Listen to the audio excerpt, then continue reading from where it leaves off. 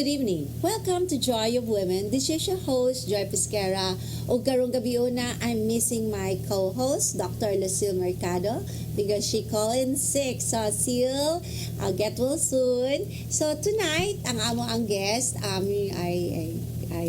met her in UK, and she is a Buhalana, an entrepreneur, and country manager of a large international travel tech company, and she is an avid traveler. She has been and she's visited more than 30 countries and exploring more.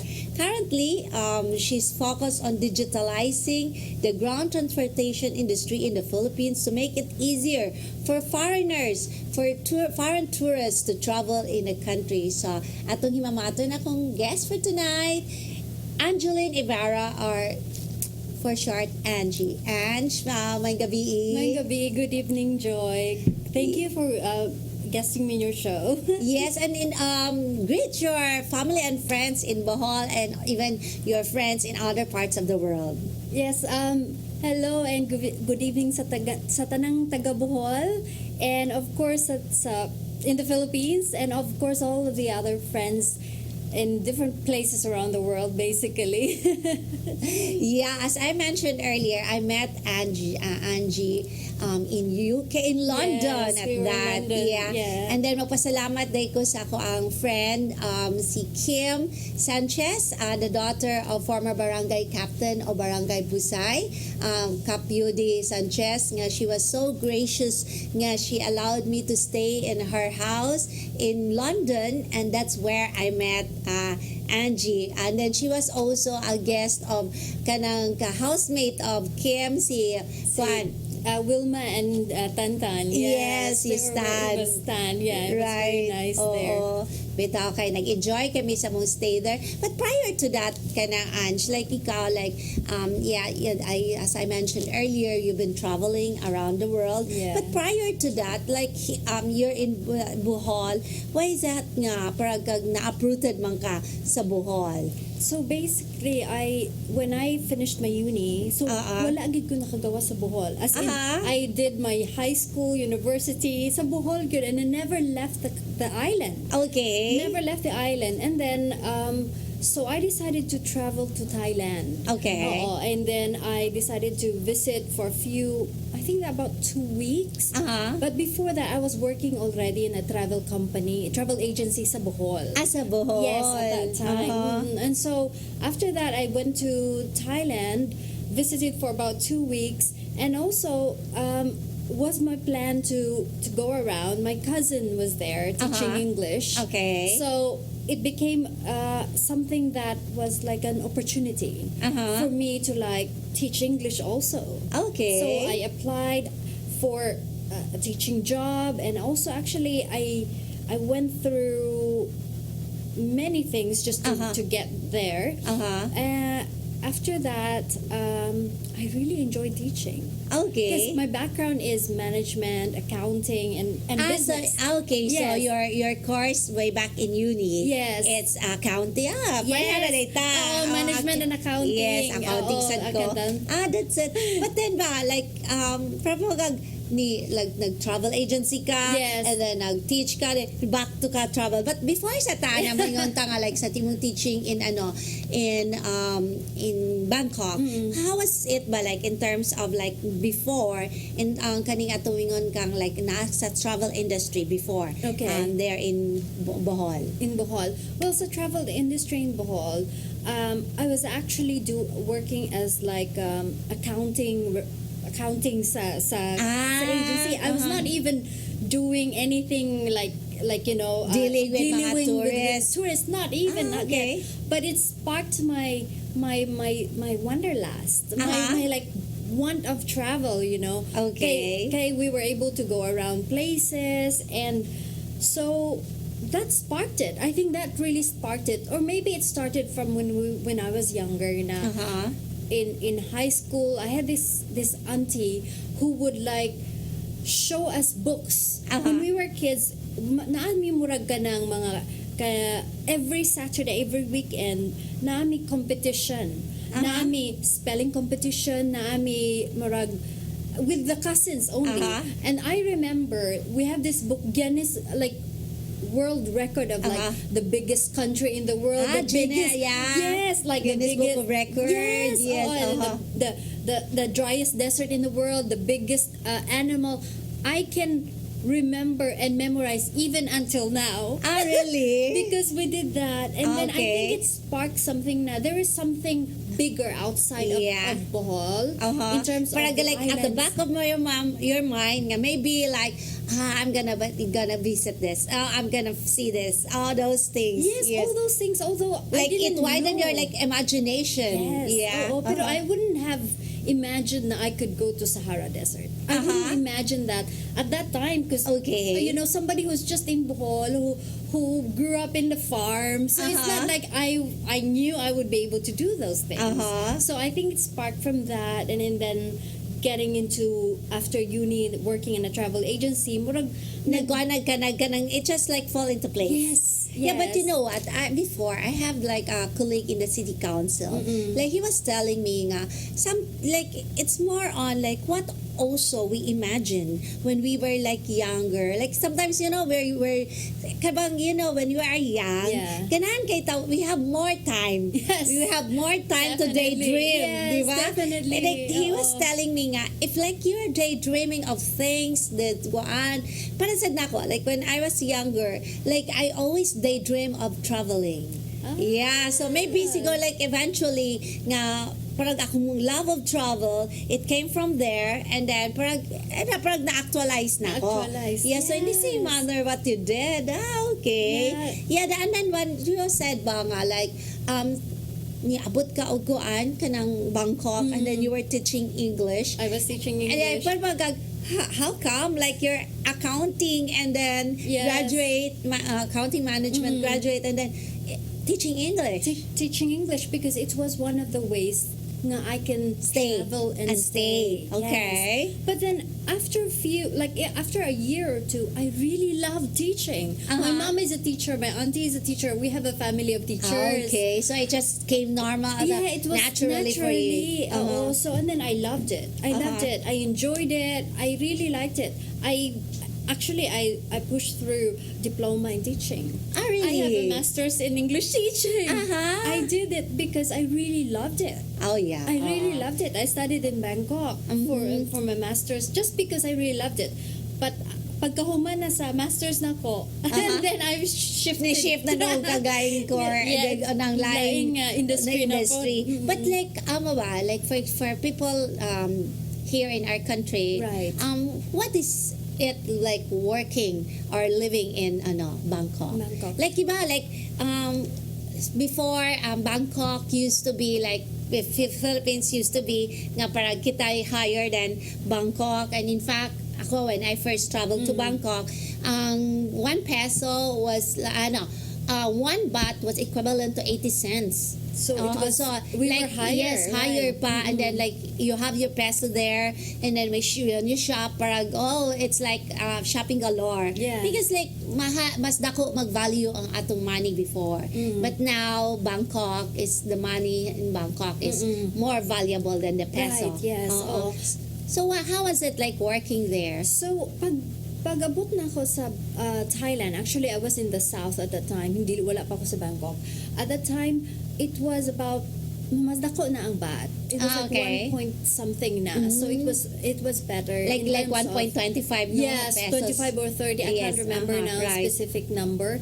Pero pag-abot na ko dito, it was a struggle at first. I don't eat spicy food at that time. It was a struggle. Like imagine, and then you know, like you see pareho tag mga features, but we cannot speak the language. Right. Like I cannot understand Thai at that time. So most likely nga automatic sila mo sulti ni mong Thai. Oo, yun. Maglabad imong ulo at that time kasi like you can't understand anything, and but your purpose katulad yung sawadee ka.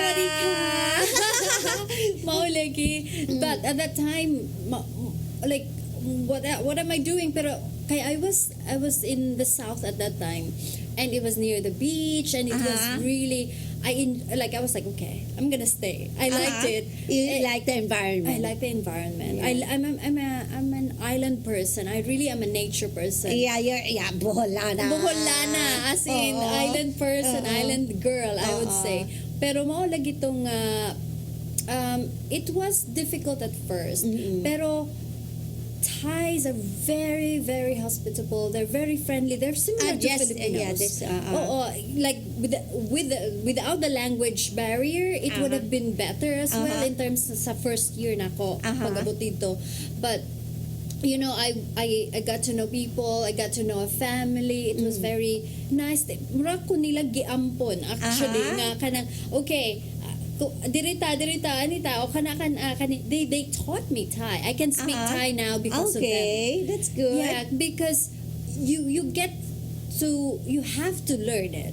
Oh yeah. To be able to, especially sa South, no? May like, Yes. I think I was able to visit the South area, and then one struggle for me kay para ganing ibang kita babay Yes, na oo. mangita tag restroom. Yes. Yeah, oo. and then like it's so di ba lisod kay litukod ang restroom. So Oh, no. yeah, that's really like my friend taught me nga you have to memorize this. You have to memorize this. Kay, Oo. aside from that, the greeting nga sawadee ka. Yes, Di ba? oo. Ang ilahang greeting di ba na gender. Na gender in terms of kinsa ang nagistorya. Yes, So oo. if I'm a woman, I say ka. Yeah. Og lalaki mo say Cup, kap. di ba? Oo, at the end. di ba? Oo. Muna ako ang memorize ang greetings and then also ang restroom. But no, I cannot remember the restroom The now. rest. So, sa kaya Hongnam. Hongnam, yeah. It's actually, hong is like room, nam is water. So they say water closet. room. Water yeah. closet. Ina, Yes. okay. Munang Hongnam. Yes. Yeah, mo rin na. Hongnam. At least, di ba, mahinom pinaka-importante. Oo. Kita, so, like, those things ba, like, adapting, like, of the food, Yeah. and then the language. What else pa kaha mga challenges there? I think it was, I think being a teacher in Thailand, dako kayo sila Respeto. Okay. So, when I say I'm a teacher or a John, they call a John, kun crew, it's like they have two words for teachers. Like a John is like higher, maybe university. Yes, But kun crew is like normal one. But still, the respect they give. Naa sila yung murag ceremony gani nga one Y crew is like day of the teachers, and they really like offer respect and all that. So in terms of being a teacher in Thailand, you are respected. Okay. You are respected. You go to restaurants, kun crew. So they're like, because they know that you are parang murabag nag-teach ka sa ilang mga anak. So you are doing something good, Yeah, good. to better their, you know, the country basically, the people. So mao siya nga, the challenge is not with the people. Maybe it's more like culture-wise, similar naman sa Southeast Asia. Maybe the challenge was more the language barrier, maybe the food at first, but I love Thai food now. Like, I love Thai food. Mangita kong spicy every time. Yeah. But the challenge at that time was that. Pero in terms of working in Thailand, it was good because as a teacher, you are respected. Yeah. You are very respected. Of course, na ay mga normal, badlungon nga mga bata, dili maminaw, and of course, the language barrier, kay kinahanglan man ko But then mag-English. question, it's more on like when they could know that you're Filipino, was there really a difference, or it's not? They're just like you're taken as like the same as a normal, like a Thai. Actually, naagihapon difference. They do look at foreign teachers. Na sila yung reference in terms of foreign teachers. Farang, which they call foreign. So they know that you are foreign when you are speaking na. Like they wouldn't know, kinsa man ni siya, bago nga Thai teacher. But when you speak, they do have a different, murabag, it's not a bad thing. The different look nga, okay, si English teacher ni, so lahi siya, dili siya kakabalo mo Thai, although at that time, of course, dili ko kasabot nila, but because you are foreign, you are also still treated differently in a good way. Okay. In a good way, not in a bad way. Okay, I that's would say good. this is from experience, personal experience. I've always had great things, experiences in Thailand as a teacher, as a foreign teacher. But then by like question, and it's more on like you're teaching English to Thai, Yes. and then you don't know Thai. Mm. So how do you deal with it? It was a challenge at first. Kay, you have to make them speak the language that they don't really speak, and make them so it's a process of like introducing vocab, introducing, oh, this is good morning, good, you start from the basic yun. Okay. Depende kung unsa ang level sa imong gitudluan, because I was teaching more high school basically, so it was more like nana sila experience. Okay, nana si at least. Nana It's sila not the experience. difficult It's not thing. the difficult part. Pero you have to teach them vocab. You have to make them use the words. Kaya I think the most difficult part of learning a new language, you have to use it. Correct. Kasi Yes. magsigira man kagkuan. Yeah, conversation. But before tamo pa dahil sa itong conversation, Sure. mo po sa tagpipila ka pa hinungdon. Stick with us. We'll be right back. I am woman.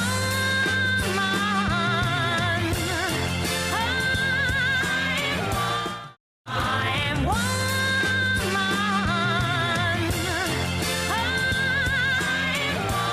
Welcome back. So nindot ka mo ang discussion earlier with our guest, Angeline, Angie, Ibarra. Ange, like kuan ba? Like sa imong work there, like were you also able to go around Thailand? Oh yeah, definitely.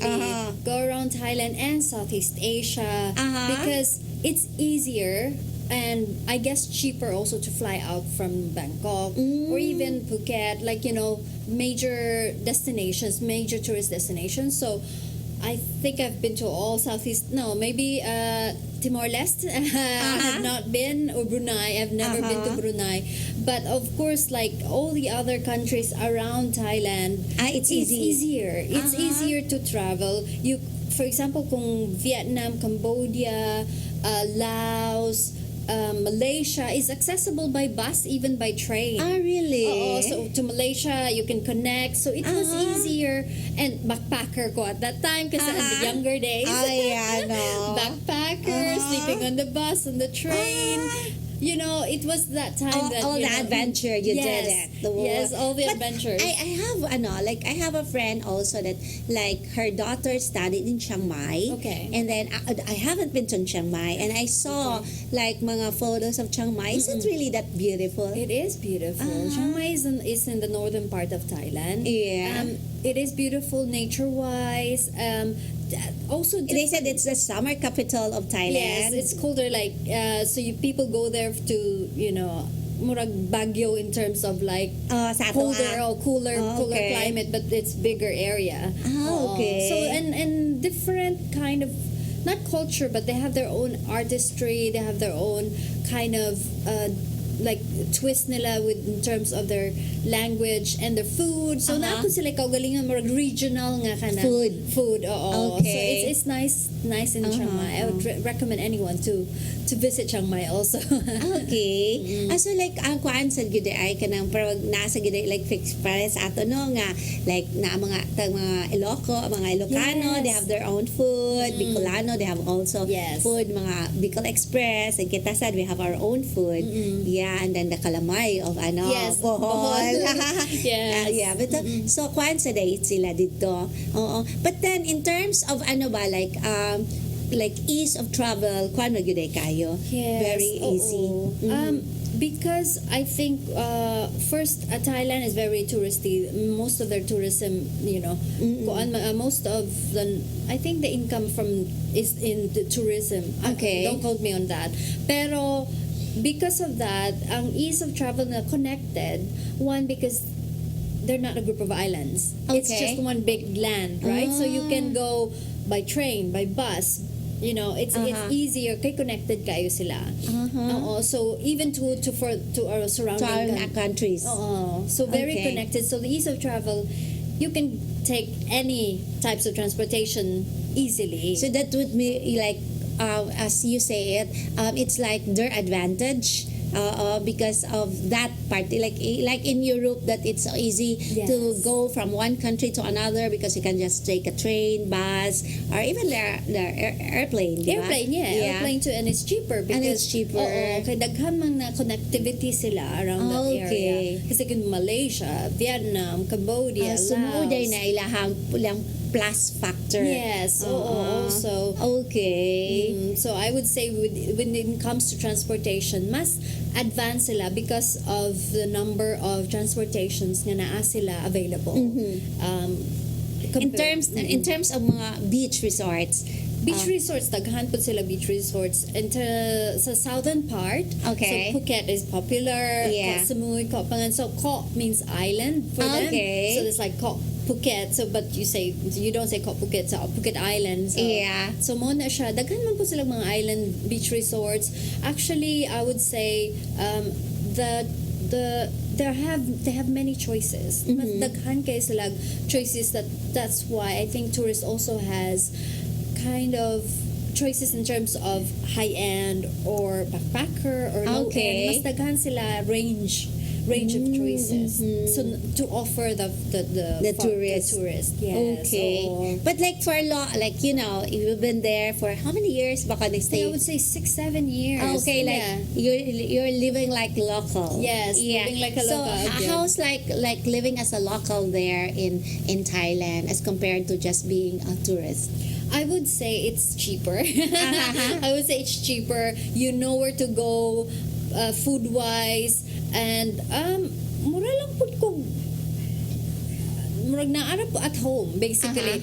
Kay the cost of living for me at that time was not expensive because you can get like an apartment for like 3,000, 4,000 pesos for whole apartment. Wow. Yes. So, yes. So it's that, and then food wise, you can go to the market, fresh market. I think the best thing was the food because it was so easy to access, fresh and cheap, and especially vegetables because I love vegetables and fruits. It's so easy to access anywhere. Like daghan silang markets, Daghang choices. daghang choices. Yes. So, Okay. So that and was then the best I'm thing. pretty sure with the fruits there, di kay ka mamingawon kay parang more or less parehara sa Parihara ato. to sa ato. Oo. Yeah. Parihara sa Pilipinas. So it was good. Oo. Yeah. And then ba like with the work nimo as a teacher, why is it nga naabot ka into transport industry? So what happened was during so I was teaching English and then I was traveling around Southeast Asia. Okay. So I was thinking naman po ko yung mga extra time. You know, I teach about 20 hours a week Okay. only. So you really had it's a lot of time. Yes, I had a lot of time on my hands. So I started a travel blog. Okay. Pero that was personal because I was like at that time I was thinking and then kailangan maybe ko- at that time it was not even kuan kanang uso. Wala, dili gyud Ay, uso. pwede I mean, ba that uso was ng personal. blogging? That was Yeah. personal. Nagsulat lang ko nga, diri niya to ko ana yun niya to ko ana. Nagsulat-sulat lang gyud ko as in. I mean, I did everything. Like I learned it. Kaya wala may nagtudlo na ko how to do it. So I was reading everything and then started like I read back mga 3 years ago. Ang first na ko nga drafting ko, kinsa may kasulatan ni? Kasi you don't know, because Yeah. you don't write for anyone but yourself. But Okay. myself, I wrote for myself, for Okay. like a remembrance. I called it, the blog was Travel Moment. Okay. Because I wanted to remember it. I wanted to remember what I did because at that time, di ba, marabag exciting pa bito kayo, dili pa kayo daghan ang nag-travel and all Right, that. right. So I started a blog, a travel blog. And so I started just like, and then after maybe a year, I realized na po'y nagbasa kay makitaan man nimo ang mga comments. views and Yes. comments. I was like, na di mo basa. So I tried to tweak it a little bit nga murabag ma-expand po siya gamay to other people nga murag better looking or something like that. So dito nag-start nga like I can do this actually also. So Yeah. at that time dili pa uso ang Instagram, wala pa Instagram ato nga time dugay na gid kay Facebook pa to. And yeah, so it transitioned into that because it became my kind of portfolio, I guess. Nga, Monique, I can do this. And I was posting photos of places and telling people and reviewing. I was reviewing hotels and nga so right. it was in that transition, but I was still teaching English. So I was doing both at that time. You mean like with writing those reviews, you also earn income? I wouldn't wouldn't say income, yes, in a way na dili siya nga nakadako. Because I wouldn't say at that time nga dako kay siya income nga I can quit my job at that time. It was more just writing. I get to stay in hotels for free. Okay. And then of course I get some people to like sponsor some posts. So naapod siya income pero ginagmay lang yun. Because I wasn't focused on it. It was more like a side hobby, but a passion also. So But at least you get to travel for free. Yes, you get at to that time. you get to have like the hotel for free. Right, yes. So okay. at that time, that was kind of like my start of like, oh, this is something that can be done also. Yeah. Together with teaching English. You are among the first nga Sulat-sulat. mga influencers. Yes. Yeah. Influencer at that time, pero wala ikuan. Wala pa hunahuna nga sa nang influencing. Yeah, right. And anything. You just write what you feel because Yes. like you enjoyed your trip. Yeah, that's And nice. taking photos of people. I was like, di ako yung mga DSLR, nga mag-picture. Yes, Because it was at that time, di ba? Mga squad pa man gito. Kanang wapatay like sa cellphone. So, wala pa. Okay ang cellphone, pero dili tarong. Di ba? So, Ayan. Di pa kayo high Yes, resolution. dili pa ang Zoom. All right. Yeah, so- that's pretty exciting. Yeah, it was at that time. So, that was my start of being in the travel industry, I guess. Yeah, and then like then you transferred like from the south, then you transferred to Bangkok.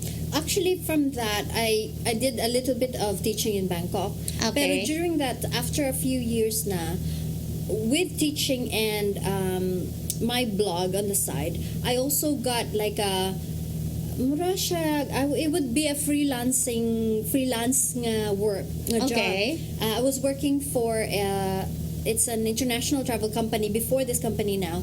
It's based in Australia. So I was doing both job na. So I had my blog, that job, and then I was teaching. Okay. So I was like hustling talaga on both sides.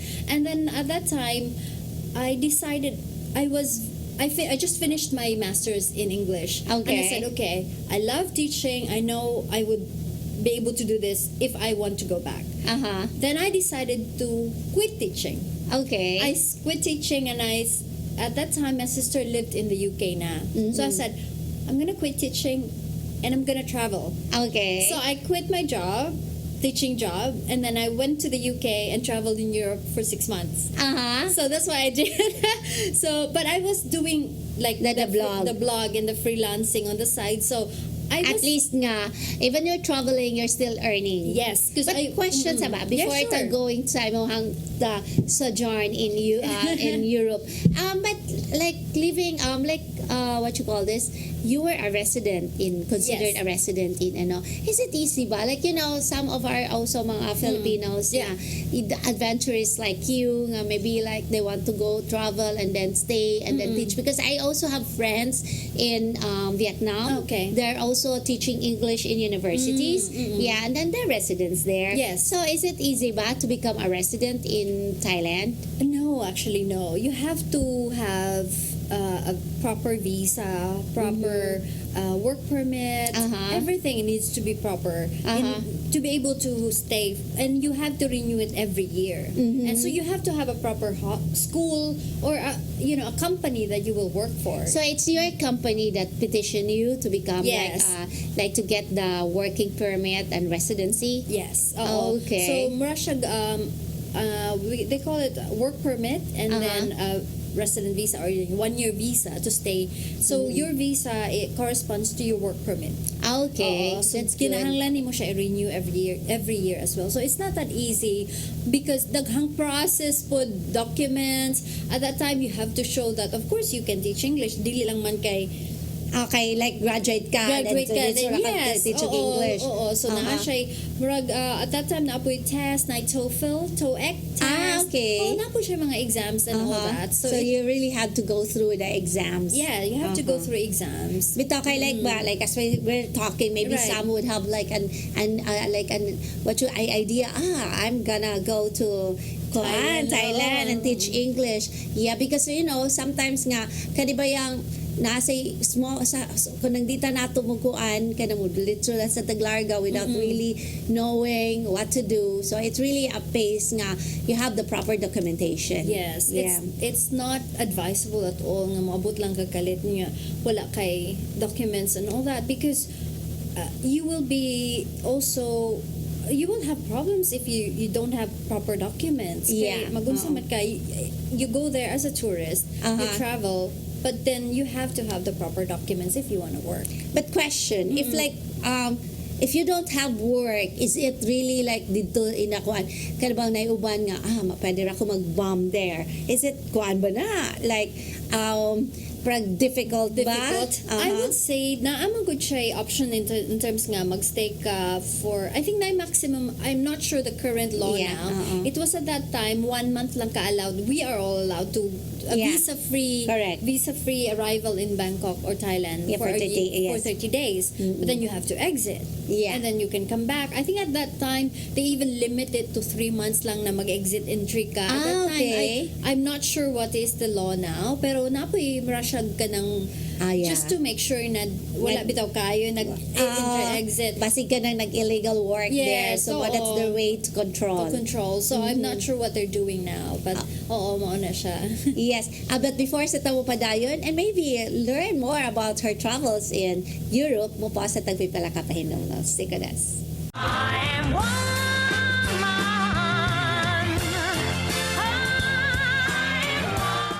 I am woman.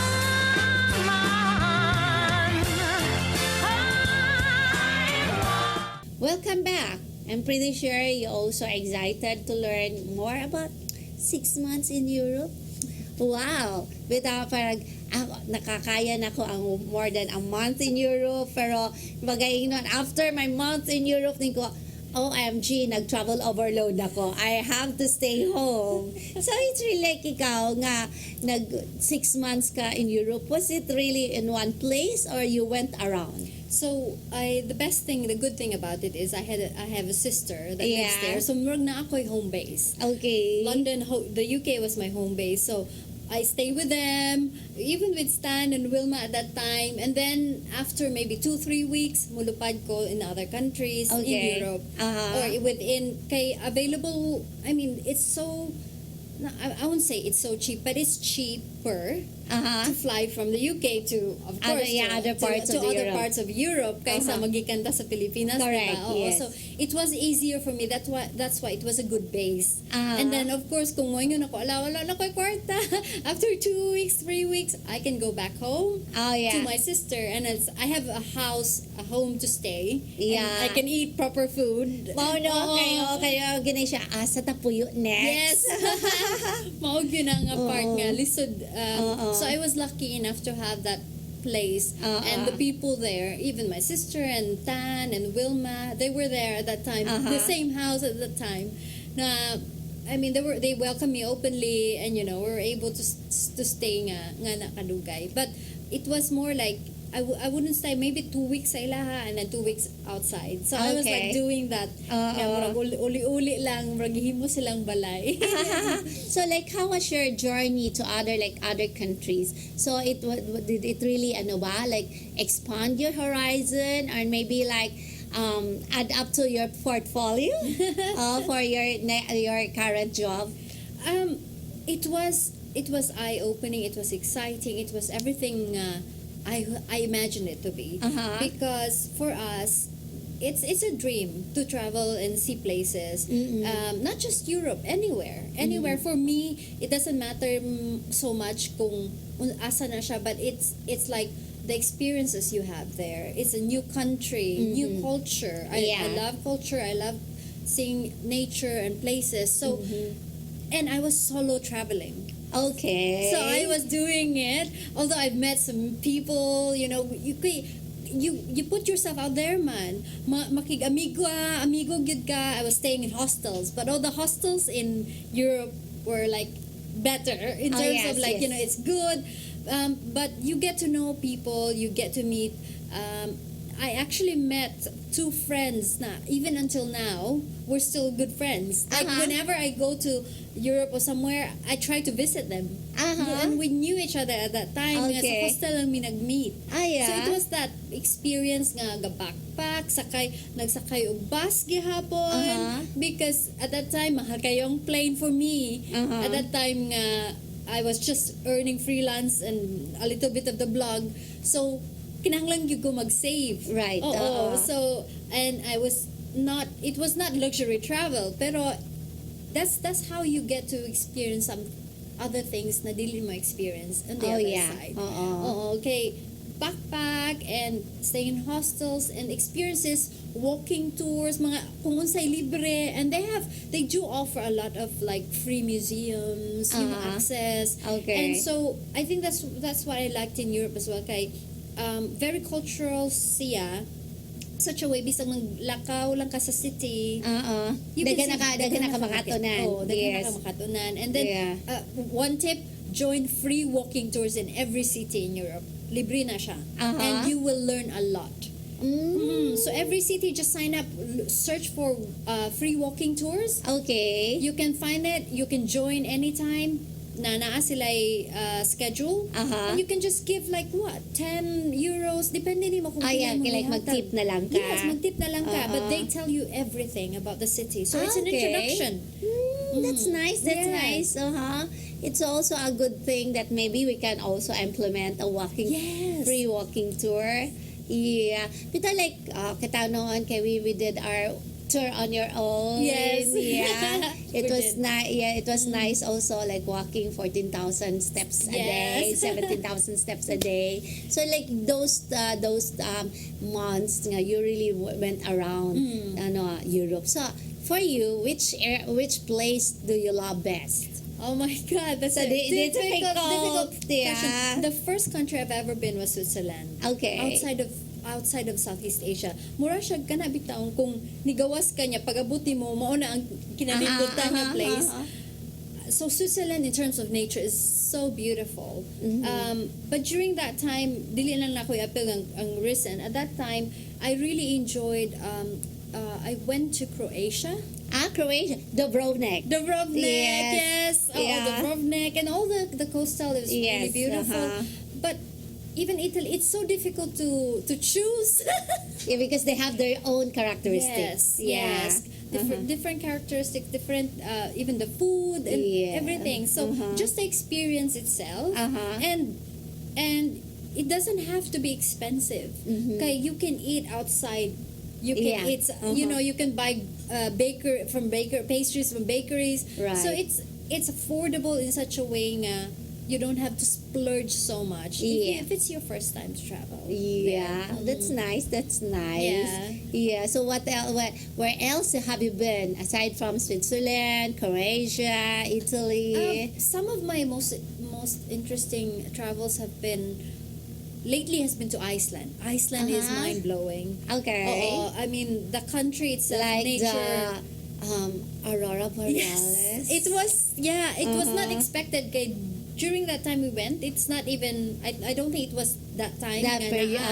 So the second night, I was just inside, and somebody just said, "Come out, everyone!" Come out! We just saw it. Oh my God! It's really like a show of lights in the sky. It's dancing lights. Yes, that's what they call dancing lights. It's just like here, mabuta sa pikas, changing colors. Nasi mostly greenish, pero naagihapoy color nga kanang kita like here, like for the past years, like it's also my hobby, like especially during the pandemic nga. During sunset, I'll just watch the sunset and I take photos. And then mostly sa colors nato there is bluish, reddish, orange. I haven't really seen green here in the Philippines. So there in the Aurora Borealis, you can see a lot of green sky.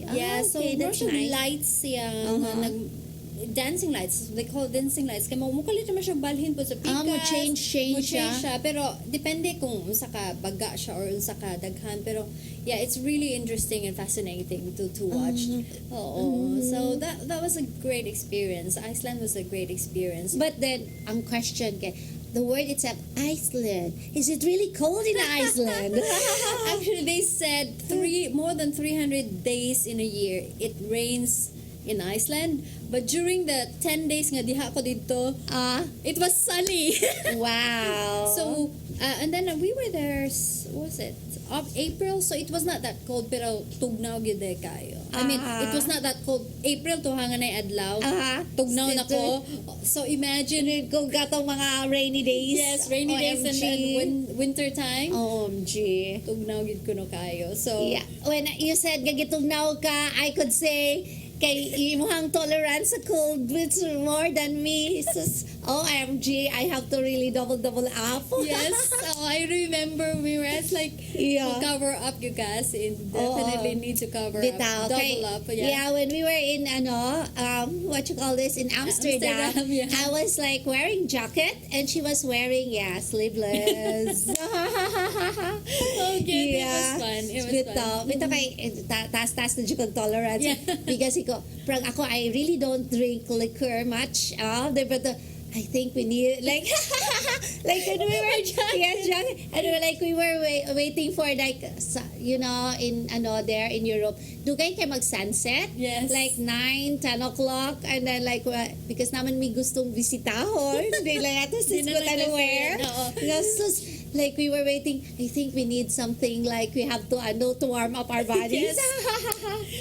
Yeah, so no, kuan gyud ay ang medyo tugnaw gyud ay Medyo, Iceland. tugnaw gyud siya. And then kuan ba like di ba like kumingon sa kag Italy, you mentioned Italy. Yeah. So di ba naman sa Nestle place nga parang it's also like parang like Philippines sad nga parang kuan lang kanang chill place. Chill place. Well, actually, I've only been with Italy. I've only been to Rome, to Venice. Okay. So I didn't go down south. That's what they said. You've been to Sicily, was it? Or No, we just passed by Sicily. Kaya naka-boat man me, so we just passed by Sicily. Pero the food.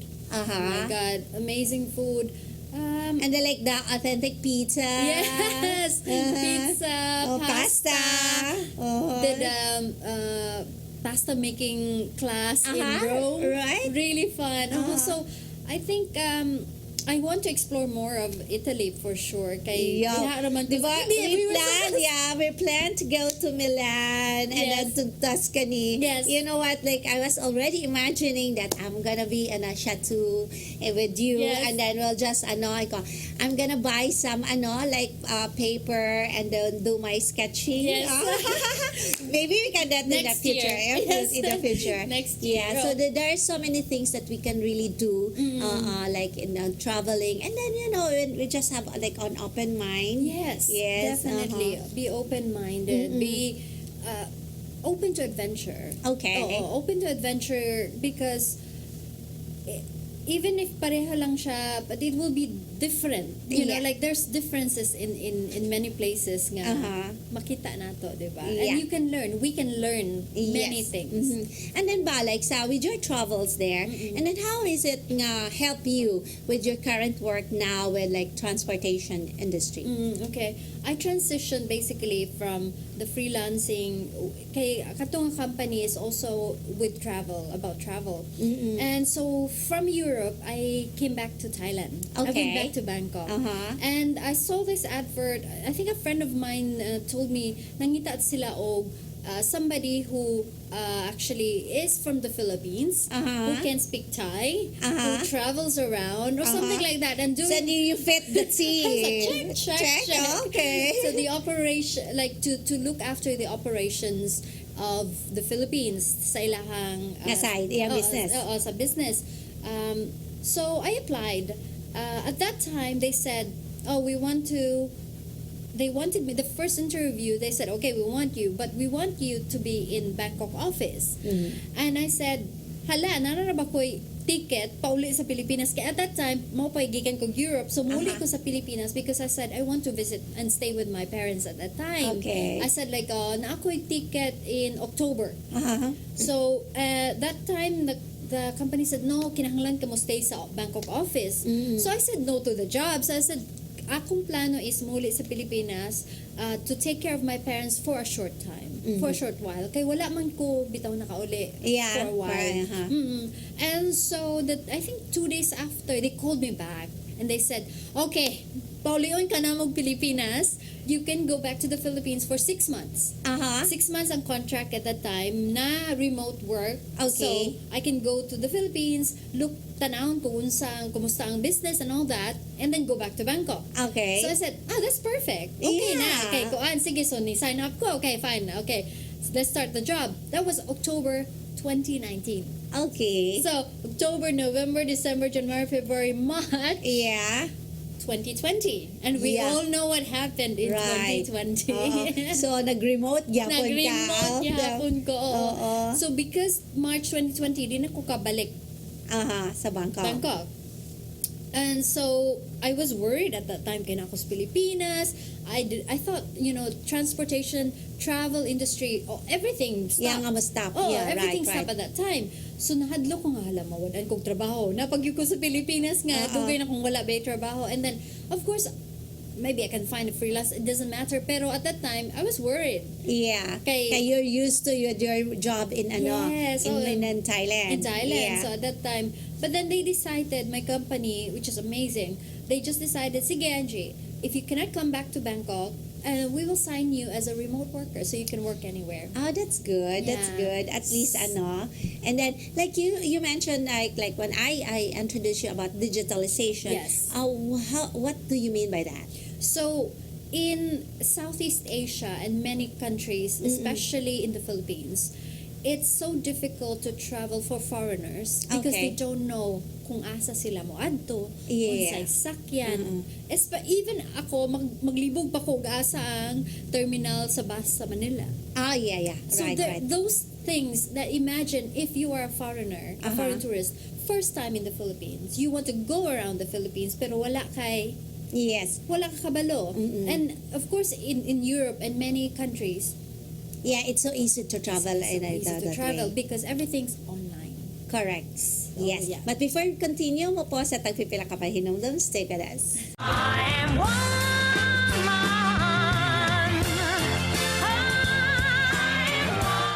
I am woman.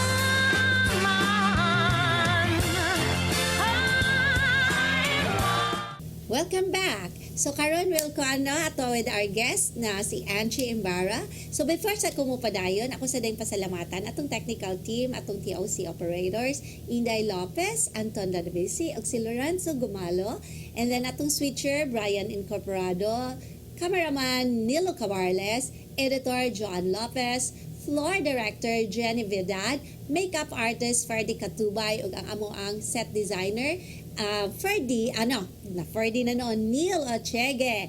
So thank you, Neil. And then magpasalamat sad ko ni Tatay Dudong o ni Nanay Dayan for always supporting our show. And of course, thank you to Archbishop Jose Palma for being our spiritual advisor.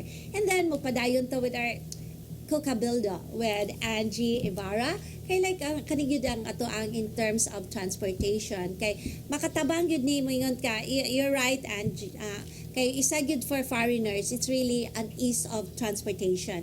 Kay like what we did, di ba? Like we just follow on the Google and then we already know where to go, where to get where to get the bus, where to ride the tram. So I guess most of na experience sa inyong mga clients. Yes. Oo. So mao na siya ang main focus is to digitalize, meaning online, so make it accessible for foreign and local tourists nga makabook online for buses, for ferries, for minivans, even private transfers. So for example, kung gusto kang mugikan Cebu to Bohol, Okay. you want to dili na ka gusto mo pila sa terminal and everything, and so you can book online. Correct, You can book correct. it online. Maybe mo bayad kag 50 pesos extra, but I will pay 50 pesos para lang dili na ko mupila. Correct. And also, this is basically focused sa mga foreign tourists. Mm-mm. Kaya mag-search man sila sa Google, gusto sila mo adto sa Cebu, Mm-mm. gikan sa Manila, or gusto sila mo adto Oslo, Yes, unsaon okay. nila pag-adto. Correct. Or sa Cebu to Bohol, unsay sakyan nila, asa Yes. sila mo adto. So all those things we want to digitalize. That means make it very accessible sa tanan nga they can just at the click of a button pay, Yeah. and then they will have all the information. Inig adto nila sa pantalan, pakita Diretso lang na nila, lang. diretso Yeah. na lang. Bitaw kay like mawita na kay like as a traveler like when we Yeah. like also experience in while we were in Europe. Yes. Importante kay natutong oras. Yes. Di ba nga like Oo. ang aning orasa I should be there. This okay, pero siguro when you travel, you want to cover a lot of places. Yes, oo. Even in just one day, like Yeah. what we did, like I've been telling my friends now when we visited Netherlands, like we were able to visit two big cities in Yes. one day. Yeah. So, Yeah. the challenge now here in the Philippines, like us here in Cebu, in Bohol, in other parts of the Central Valley, Visayas, and how can we make it so easy for tourists to travel like so many places in one day? Yes. Oo, di ba? Nga makover gid nila tanan. So, your company is also really on that aspect. Yes, so we want to digitalize, meaning kung naay transportation gikan sa isa ka lugar padulong sa isa ka lugar, I want to sell that. I want to put that online to make it possible for foreigners and tourists and even locals nga makabook lang online. Yeah, then Because that was the human problem. iana na lang, tap na lang, no? Like the They can QR card. tap the QR Yeah. code for us. Sometimes you can just show. Ipakita Yes, lang nila ilang uh-huh. e-voucher. Right. Masakay na sila. Correct, correct. Oo, so because my job is to talk to the owners of the ferry companies, the bus companies, may istorya ko nila nga ni among purpose. Yeah. We want to make you digital, Uh-huh. nga ma-accessible sila sa tanan. Yes. Because with the current now, everything is online. Yeah. So uh-huh. I think we have to digitalize also the last part of travel nga dili pa online tanan. Kay of course hotels, Yes. flights, everything is online. Pero ang musakay Ang kag local bus, transport na local lang. transportation dili pa. Yeah, correct. So which is like I think that's the last part, and we hope to make that possible for everyone. Yeah, I'm pretty sure it will really also what you call encourage more foreigners to visit Philippines. Yes. Because like what we did, like me, like pag kaming ni Angie kay pag abot na mo sa after Netherlands, Yes. nagbuwag naman ni kay she went back to UK. So like when I booked my train ticket to another place, I just book it online and then just like kanang they just scan the QR code. Yes. Yeah, and then I'm good to go. Yeah. So yeah, it's I do agree with you. It would be a lot better and a lot easier for travelers to have that access Yes. here. Like naghunauna basad mo ana Ange, like what we did also like in like in Amsterdam, that we got this card for transportation. So kuan basad like nag basad mo ana on that aspect nga you'll produce a card and then you sell it and then anywhere it's accepted. That is the next step basically, but the first step now is to digitalize everything para Okay. makuan. Pero it would maybe help also with the local government Uh-huh. to partner with us, or partner with if partnership with the local transportation company, bus, ferry, and with the local government and the company, international company, to partner together so that we can present something like that. I think that Okay. would be a great thing Yes. as well. Yeah, that will be a great idea. Yeah. But Ange, mubod na katong Yes. oras. We only have few minutes more. Sure. Any message for our televiewers? Yes. So first, I want to basically, if you have a transportation company, business, local business, please keep in touch with us, and we want to be able to provide or put your business online, and for those Filipinos and everyone who wants to travel, please do travel. It's an amazing experience. It's something that will open your mind and your ideas, like you can get ideas from traveling. Makakuha kag idea nga pwede nimo bitbiton pabalik sa Pilipinas. Yes, and thank you very much, Angie, Thank for you so joining much, me. Joy. So even for a short notice, Yes. thank you, thank you, Yeah, thank you. thank you And very it's so much. nice to see you again. Nice to see you too. Thank you so much. Okay, and then thank you all for joining us with Angie Ibarra here from Bohol. So thank you for joining, and I hope that you enjoyed our topic, which is travel, seeing the world, and working in other parts of the world. So see you next time. Bye. Woman, hear me roar.